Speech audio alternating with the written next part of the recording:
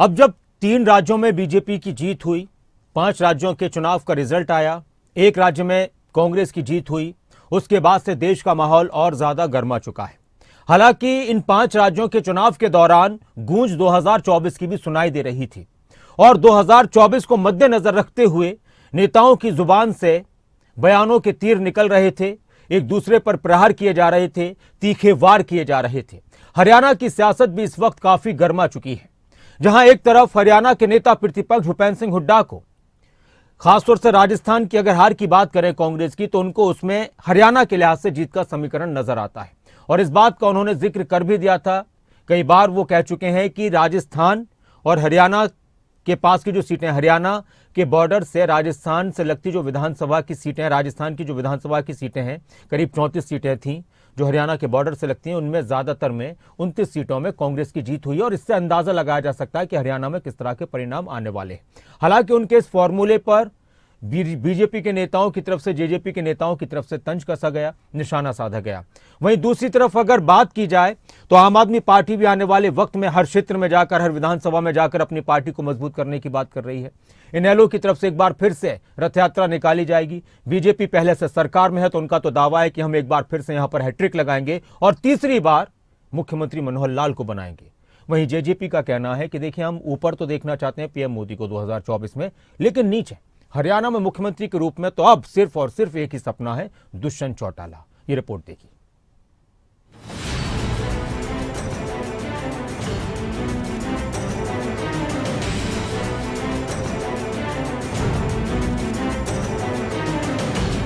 एक तरफ 3 राज्यों में जीत के बाद बीजेपी का सरकार बनाने को लेकर मंथन चल रहा है, सीएम चेहरों को लेकर कशमकश जारी है।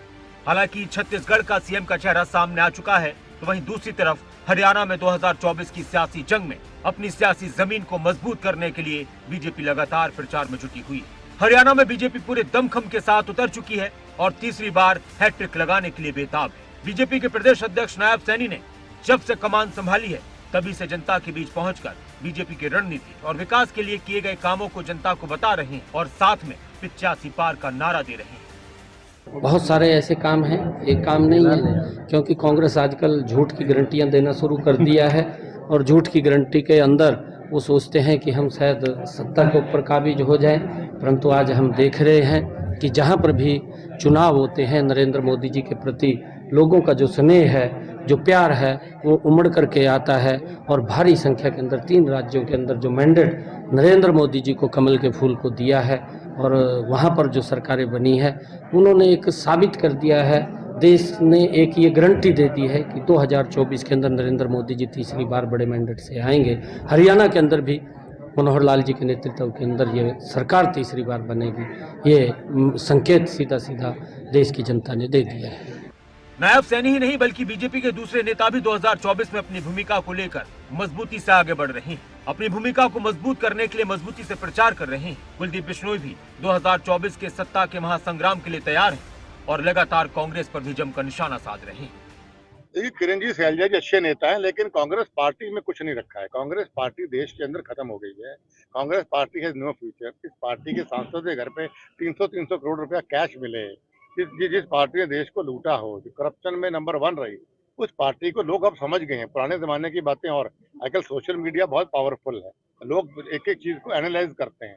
लोग इस बात को जानते हैं, कांग्रेस पार्टी और करप्शन दोनों एक दूसरे के पूरे सिक्के, एक पहलू, एक सिक्के के 2 पहलू। तो मैं चाहता हूँ दावेदारी बरकरार रखें। जितना चेहरा कांग्रेस उनका दिखाएगी तो हमें वोट मांगने में नहीं पड़ेंगे, क्योंकि जनता उन्हीं से दुखी होगी। कांग्रेस को लोगों ने बाहर किया सत्ता के अंदर। जितना भूपेंद्र सिंह हुड्डा को कांग्रेस पार्टी दिखाएगी, भूपेंद्र हुड्डा को और उसके बेटे को, उतना ही हमारी पार्टी को फायदा है। बीजेपी हैट्रिक लगाने के लिए बेताब है तो कांग्रेस भी सत्ता में आने के लिए बेताब है और अब कांग्रेस के नेताओं की तरफ से बीजेपी को भ्रष्टाचार, शिक्षा, स्वास्थ्य और पेंशन के मुद्दों की बात कहते हुए घेरा जा रहा है। साथ ही कांग्रेस का यह दावा है कि इस बार कांग्रेस की सरकार ही बनने वाली है। 750 किसानों की, मजदूरों की जो जान गई, जो जान कुर्बान हुई, ये जान कुर्बान करने वाली सरकार का अहंकार 7वें आसमान पे है। आज आपको और हमको लड़ाई लड़नी, आज इस बात की लड़ाई है, आज कृषि बचाने की भी लड़ाई है, इनके घमंड अहंकार का वोट की चोट से जवाब देने की भी लड़ाई है। मैं आप सबसे पूछना चाहता हूं, इनका अहंकार, बीजेपी का अहंकार टूटना चाहिए कि नहीं टूटना चाहिए? मैं आप सबसे पूछना चाहता हूं। और इस इनका घमंड तोड़ने में काला वाली हल्का किसी से पीछे तो नहीं रहेगा। इनके घमंड को तोड़ने में मैं आपसे यही पूछना चाहता हूँ। सत्ता में वापसी का दम भरने वाली कांग्रेस की सबसे बड़ी कमजोरी है गुटबाजी। ये गुटबाजी कांग्रेस में हर बार देखने को मिलती है। कांग्रेस के नेताओं में आपसी गुटबाजी पार्टी के लिए कितनी नुकसानदायक होगी। जब कांग्रेस के नेताओं से सवाल पूछा जाता है तो वो गुटबाजी से इनकार कर देते हैं, लेकिन इशारों ही इशारों में अपनी पार्टी के नेताओं को नसीहत देते नजर आते हैं। हरियाणा में कांग्रेस के कार्यकारी अध्यक्ष सुरेश गुप्ता ने भी कुछ इसी अंदाज में पूर्व मुख्यमंत्री भूपेंद्र सिंह हुड्डा को इशारों इशारों में नसीहत दे दी। सीएम का चेहरा तो बीजेपी ने 8 दिन हो गए रिजल्ट आए वो नहीं बता पाए। हमारे वाले तो टाइम पे पता लगेगा, जब लोग जिताएंगे तो चेहरा ही बता देंगे। अभी सामूहिक नेतृत्व में चुनाव होगा। हरियाणा के अंदर कोई राजनेता ऐसा नहीं जिसको हम मुख्यमंत्री बनाएंगे। वो अपने आप में कोई समझता है तो उसकी गलतफहमी कि कोई भी बन सकता है। मतलब प्रेम से देवा भी मुख्यमंत्री बन सकते हैं, राजवीर भी बन सकता है, मैं भी बन सकता हूँ, वो भी बन सकता है। कांग्रेस गुटबाजी से इनकार कर सत्ता की राह तैयार कर रही है तो उधर जेजेपी और इनेलो भी अपना संगठन मजबूत करने में जुटे हैं। जेजेपी के नेता लगातार जनता के बीच पहुंचकर अपने काम गिनवा रहे हैं और 2024 में दुष्यंत चौटाला को मुख्यमंत्री बनाने का सपना साकार होते देखना चाहते हैं। बहुत हद तक हम उसमें कामयाब भी रहे और अब जो टारगेट सदस्यता अभियान का दिया है चौधरी अजय सिंह चौटाला जी ने कि आगामी 20 तारीख तक प्रत्येक बूथ पर 25 नए सदस्य बनाकर हरियाणा प्रदेश में 5 लाख नए कार्यकर्ताओं को जोड़ने का जो लक्ष्य है उसको सभी कार्यकर्ता मिलकर पूरा करने का कार्य करेंगे। मैं तो आज यही जिम्मेवारी लगाई है कि घर घर जाकर पार्टी अपने जो करे हुए कार्य हैं उसको हर व्यक्ति तक पहुंचाने का काम। चीज कह सकता हूं कि हमने 4.25 साल बड़ी निष्ठा के साथ, मेहनत के साथ प्रदेश के हित में स्थायी सरकार के साथ प्रदेश को आगे ले जाया जाए इसके ऊपर काम किया और हम कामयाब रहे हैं। आज हमारी जीएसटी की ग्रोथ जो है 44% की है, देश में सबसे अधिक। ये इसलिए है कि प्रोग्रेसिव सोच के साथ दोनों पार्टियां काम कर।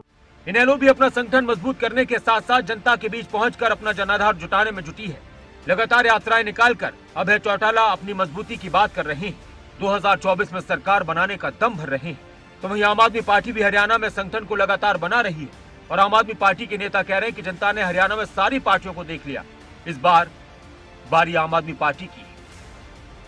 बहरहाल सर्दी के मौसम में नेताओं की बयानबाजी और दावों से हरियाणा की सियासत में माहौल काफी गर्म है। अब देखना होगा कि 2024 में कौन किस पर भारी पड़ता है, क्योंकि इस वक्त सभी अपने आप को दूसरों पर भारी बता रहे हैं। न्यूज़ डेस्क खबर अभी तक।